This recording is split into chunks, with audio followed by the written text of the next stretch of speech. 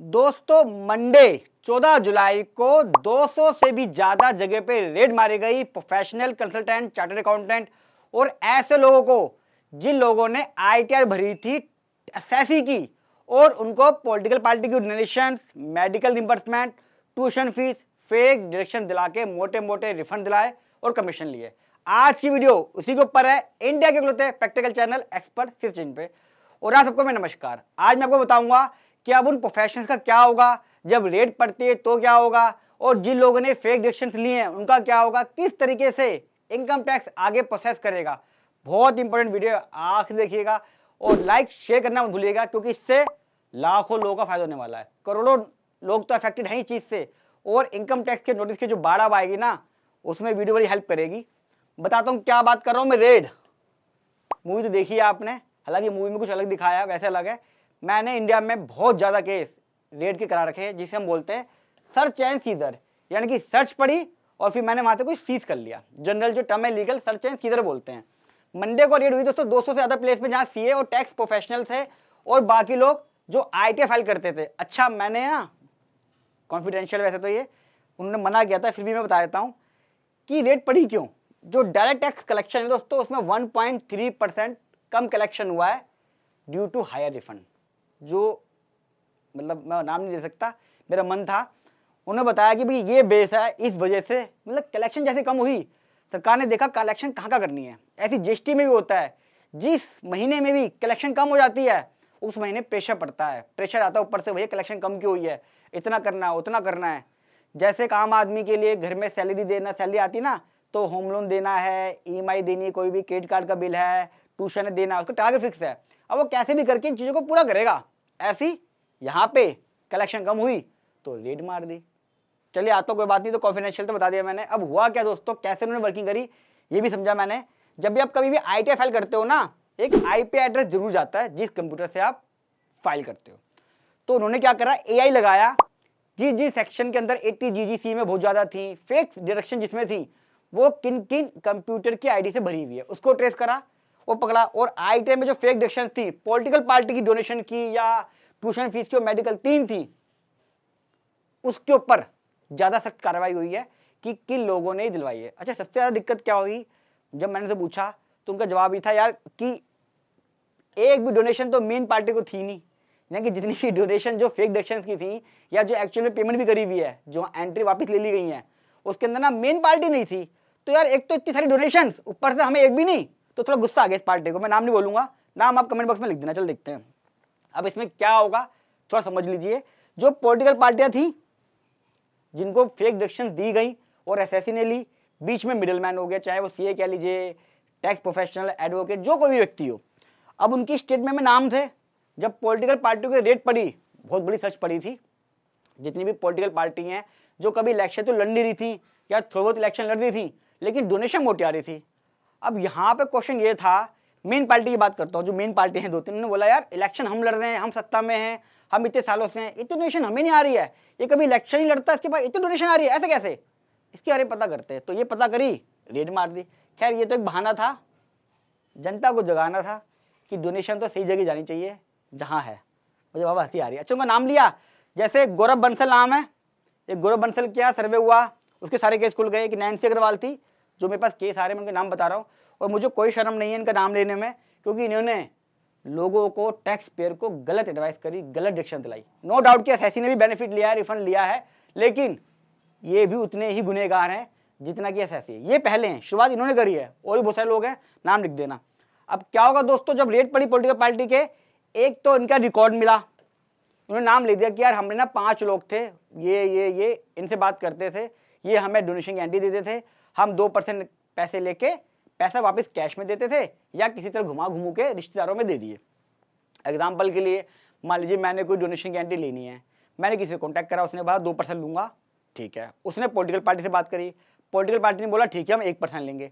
तो मैं क्या करूंगा, 1 करोड़ का चेक पॉलिटिकल पार्टी को दूंगा और मुझे बदले में जो कैश है वो 98 लाख रुपए कैश मिल जाएगा, या घूम फिर के मेरे रिश्तेदारों में 98 लाख पहुंच जाएंगे। तो 2% मेरा कट गया, उस 1 करोड़ को मैं अपनी आईटीआर में दिखा दूंगा।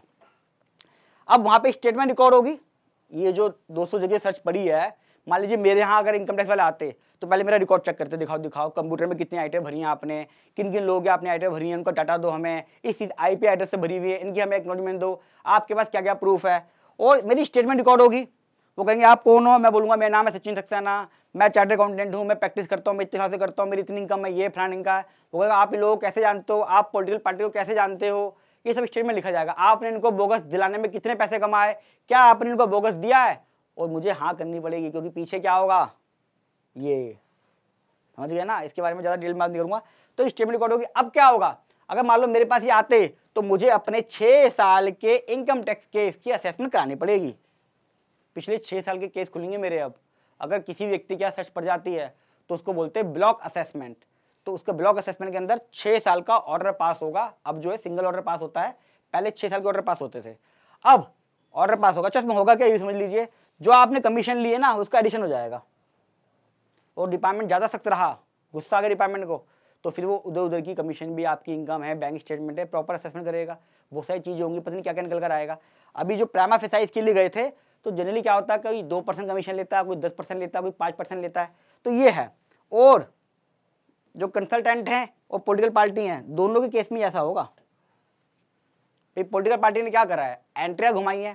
पहले भी कई सारी जजमेंट ऐसी हैं जहाँ पे वो कहते हैं जो एंट्री ऑपरेटर है, पैसा आया हो गया, भाई सीधी सी बात है, एक तो उसका स्टेटस चला गया पॉलिटिकल पार्टी का, इसकी बदनामी हुई कंसल्टेंट की। दूसरा 2% 10% जो भी डिपार्टमेंट डिसाइड करता है कि हाँ भाई स्टेटमेंट रिकॉर्ड हुई है ना, यहाँ स्टेटमेंट रिकॉर्ड हुई, पॉलिटिकल पार्टी की स्टेटमेंट रिकॉर्ड हुई, जिसने फेक डिडक्शंस ली अपनी ITR में उसकी अभी पड़ी है, उसने पूछा कितने रुपए दिए तूने भाई कमीशन के, वो बोलेगा भाई 1 करोड़ के मैंने एंट्री ली है और मुझे सिर्फ 90 लाख रुपए मिले, 10 लाख रुपए की कमीशन दिए मैंने, क्योंकि 3% टैक्स बचा रहा है, तो मुझे लगता है 10% 12% जितना भी लोगों ने काटा हो काट लिया होगा।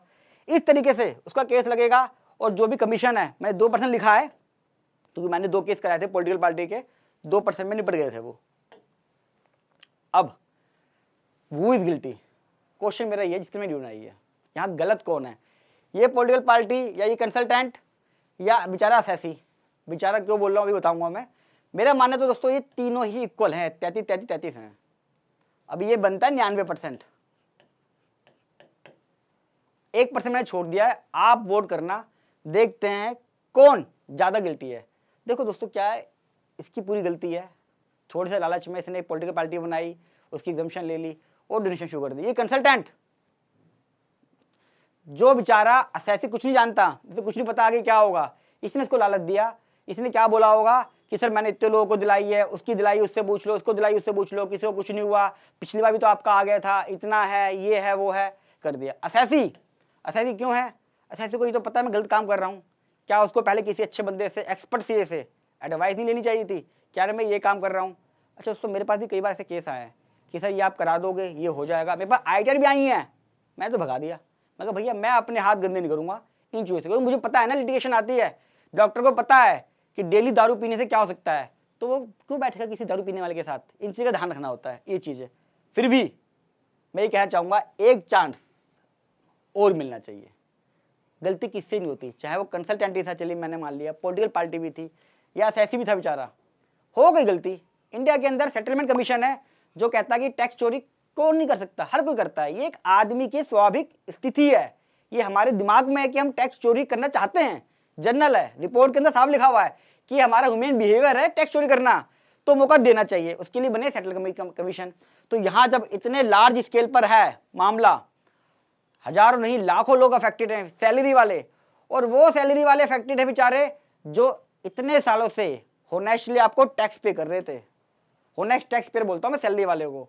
मेरे पास कई सारे ऐसे केस भी हैं जिन्होंने अपनी लाइफ टाइम सरकार को 50-50 60-60 लाख रुपए का टैक्स दे दिया लाइफ टाइम सैलरी में से, और वो अभी भी किराए घर पे रह रहे हैं, अपना घर नहीं बना पाए। यानी कि सरकार को तो 60 लाख रुपए दे दिए हैं लेकिन अपना घर नहीं बना पाए। होनेस्ट टैक्स पेयर है, ठीक है, 1-2 साल कर लिया। क्या पॉलिटिकल पार्टी नहीं करती हैं? कितनी बार सुना होगा आपने, सर्वे फेक निकलता है, इनके MP और MLA गुंडे निकलते हैं, कैश में कितना खर्चा होता है।